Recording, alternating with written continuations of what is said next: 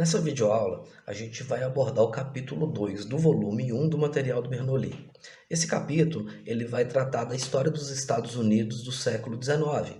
A gente vai fazer uma análise historiográfica do momento em que eles se tornam independentes, da construção do seu ideário de nação até chegar à eclosão da Guerra Civil Americana ou Guerra de Secessão, que vai acontecer entre os anos de 1861 até 1865. Acho muito relevante nós começarmos essa aula abordando as relações econômicas existentes nos Estados Unidos ainda na primeira metade do século XIX, né? Como que aquela elite, como que os dirigentes da sociedade, o que eles pretendiam fazer com a sua economia e quais os rumos que eles queriam dar para esse país, para esse novo país, economicamente falando? A gente vai ver que existem diferenças substanciais entre as regiões do norte e a região do sul. A região nortista, ela sempre foi caracterizada pelo desenvolvimento de pequenas manufaturas, até que no século XIX aquela indústria ela se consolidou. Sempre foi utilizada naquela região a mão de obra livre e assalariada, e esses industriais eles sempre conseguiram intervir a favor do protecionismo alfandegário. O que é isso? Eles vão criar taxas altíssimas em relação à entrada de produtos do mercado estrangeiro em território deles. Mas por qual razão eles faziam isso? Se não houvesse nenhum tipo de tarifa aduaneira, né, essas que vão ter que pagar adicionais por produtos importados, significa que esses produtos importados eles vão chegar dentro do território americano num valor acessível e ele vai ser concorrente direto dos produtos nacionais, o que não era grande vantagem, aliás, não era vantagem nenhuma para os industriais. Caso contrário, como o deles, o nacional, ele se desenvolve. Ao passo que o Sul sempre priorizava aquela lógica do plantation, em que os grandes proprietários de terra, utilizando a mão de obra escrava majoritariamente vindo da África, em que eles trabalham para produzir os seus gêneros agrícolas, como o arroz, como o anil, como o algodão, como o tabaco, para a exportação. E diferente do norte, que priorizava, que zelava pelo protecionismo alfandegário, os fazendeiros do sul, eles defendem o livre cambismo. Eles não concordam com a existência de tarifas alfandegárias para a chegada de produtos importados. Por quê? Como não é uma região industrializada, para eles, quanto mais produto de fora era melhor, uma vez que eles iam concorrer com o nacional e o preço de ambos cairia melhor para eles. Para além da questão econômica, é interessante também a gente analisar os ideais que foram implantados naquele povo, naquela nação. Acreditava-se que os Estados Unidos eles estavam destinados a ter muito mais do que apenas aquelas terras à costa oeste, o que era as 13 colônias. As suas pretensões políticas territoriais, elas estavam não somente no desbravamento da região oeste, do que eles chamam de faroeste, mas quem sabe também alcançar algumas ilhas no Caribe e talvez algumas ilhas do Pacífico. Ao final da Guerra de Independência, as 13 colônias contavam com cerca de 3 milhões de habitantes. Já nos anos 1810, a população estadunidense ela mais que tinha dobrado, ela já alcançava 7 milhões de habitantes. Isso porque o possível potencial econômico, financeiro e industrial daquela região, ela acabava atraindo a chegada de muitos imigrantes, sobretudo da Europa. Trouxe a necessidade imediata de buscar novas terras produtivas, para além das plantações, a criação de gado, habitações e, quem sabe, procura por metais preciosos. Essa expansão, consolidação do ideário estadunidense, ela vai acontecer basicamente de duas formas. A primeira delas, mediante a diplomacia e a compra de territórios. Vamos ver. O Oregon foi comprado da Inglaterra, a Louisiana foi comprada da França, a Flórida comprada da Espanha, o Alasca foi comprado da Rússia. Porém, nem sempre as coisas se decidiram de forma tão pacífica assim. As regiões a sudoeste de onde atualmente está os Estados Unidos eram regiões que pertenciam ao México. Na época, o México era governado por um ditador chamado Santa Anna, e esse ditador ele não se importava com a ocupação das terras mexicanas pelos estadunidenses, embora ele exigisse que a Constituição mexicana fosse respeitada. E uma das premissas da Constituição mexicana é que o trabalho escravo ele não poderia ser utilizado mais. A escravidão já tinha sido abolida no México. O problema é que alguns estadunidenses eles se recusavam a cumprir essa Constituição. Então acabaram causando um pretexto para a eclosão de uma guerra que aconteceu entre os anos de 1646 a 48, em que o México ele foi derrotado nessa guerra e ainda teve que ceder muitas regiões para o governo da União dos Estados Unidos. Já iniciando assim aquilo que a gente chama na história de a corrida do ouro. Descobriram muito ouro ali em Sacramento, né, região da Califórnia, e era tão promissora que nesse estado, no ano de 1848, viviam 20 mil pessoas. 12 anos depois, esse número já estava chegando aos 379 mil habitantes. Isso acabou alimentando muitas teorias. Algumas pessoas começaram a crer que esse povo dos Estados Unidos, dada a quantidade de vitórias que eles tinham, de forma quase que ininterrupta, eles eram um povo escolhido por Deus para guiar o resto do planeta de acordo com seus princípios. Uma dessas pessoas era o jornalista John O'Sullivan, responsável pela elaboração do documento que ficou conhecido como Destino Manifesto, o qual pregava que para o desenvolvimento daquela raça, era necessário eles adquirirem uma quantidade cada vez maior de territórios e, inclusive, exercer mais influência sobre outros. Como se, para ter progresso, é necessário todo o globo abrir as suas portas para a sua missão civilizatória. Bom, e os nativos aí nessa situação toda? Eles foram sendo empurrados cada vez mais para o interior, né?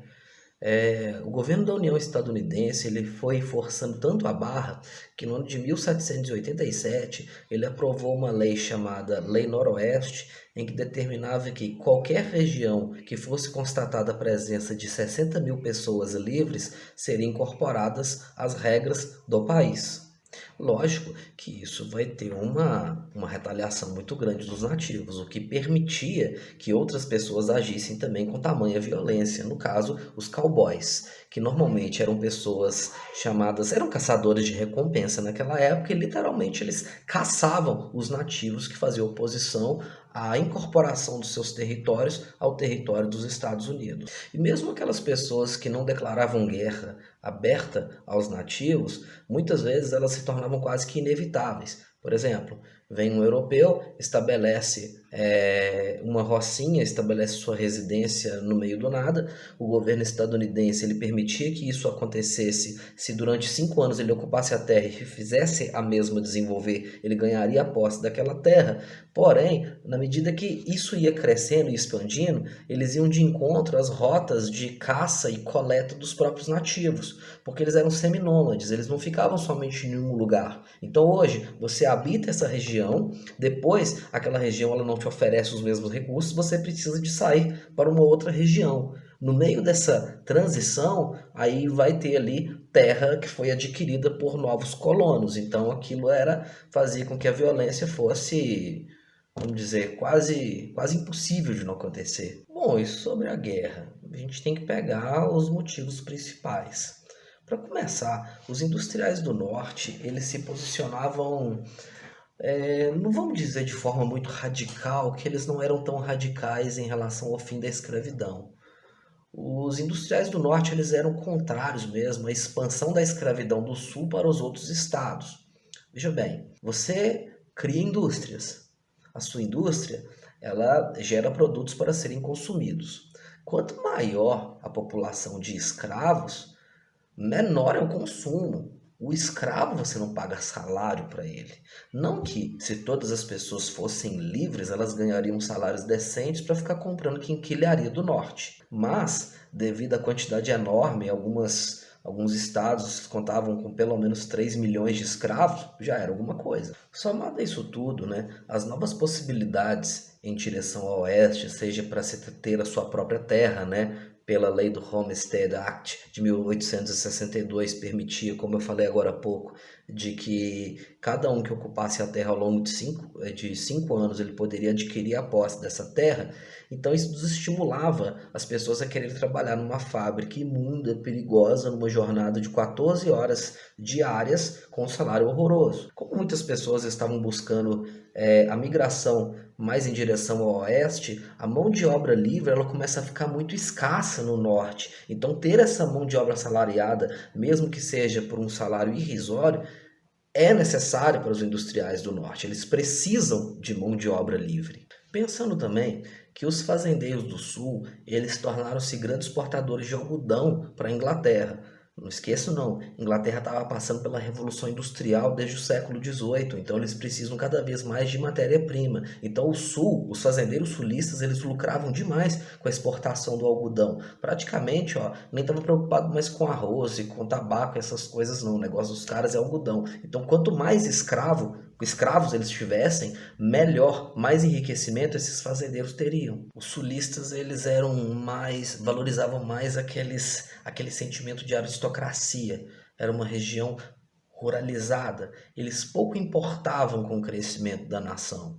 Eles estavam preocupados mais com as diferenças regionais, eles se preocupavam em ter mais autonomia em relação aos outros estados. Basicamente, eles queriam fazer o que dava na cabeça deles. E os sulistas também eles não estavam muito bem com os nortistas, uma vez que os industriais do norte eles estavam promovendo construções, né, de estradas, de ferrovias para fazer escoar os seus produtos em direção ao oeste. O problema é que quem tinha que arcar tudo com isso era a União. Então os impostos eles eram cobrados quase que da mesma forma, o que deixava os fazendeiros sulistas muito irritados, uma vez que eles não iam usufruir dessas ferrovias para nada, né? E era cobrado impostos que eles consideravam extremamente abusivos. Isso começa a acirrar cada vez mais, cria uma situação de ranço do sul em relação ao norte, porque para além desses impostos, o norte estava batendo na tecla de que não deveria expandir a escravidão em direção ao oeste. E os sulistas estavam ganhando muito dinheiro com essa escravidão para o oeste. Desde 1808 já tinha sido proibido o comércio de escravos, a entrada de escravos de fora. Com isso, acabou facilitando muito uma coisa que a gente pode até fazer um paralelo com a história do Brasil também, é que no século XIX, na segunda metade, depois da proibição da chegada de escravos de fora, isso acabou fomentando muito o tráfico interno, né? Não quer dizer que não acabou com a chegada, não. Existiu o tráfico, mas muita gente ganhava dinheiro com isso. Então, só que como foi proibido, os sulistas eles acabavam ganhando muita grana, entendeu? Pegando os escravos que estavam aqui, fomentando sua reprodução para vender em direção ao oeste. Para tentar minimizar um pouco desses problemas, foi estabelecido o compromisso de Missouri e dentre uma das suas prerrogativas determinava-se que desse paralelo, mais ou menos daqui para baixo, seriam os novos estados escravocratas. Daqui para cima seriam estados livres. O problema é que a Califórnia, que está daqui para baixo, que deveria ser escravocrata, ela montou uma petição para que ela fosse um estado em que fosse utilizada a mão de obra livre. Qual que foi o estopim da Guerra Civil? O Abraham Lincoln, foi eleito presidente dos Estados Unidos no ano de 1860 e apesar de ele ser assim bem conivente, bem moderado em relação a esse discurso da escravidão, ele causou medo em alguns fazendeiros sulistas. Olha, numa boa, o Lincoln não era contra a existência da escravidão no sul. O medo dele, assim como industriais do norte, é que a escravidão se espalhasse pelos novos estados que tinham se formado na região oeste.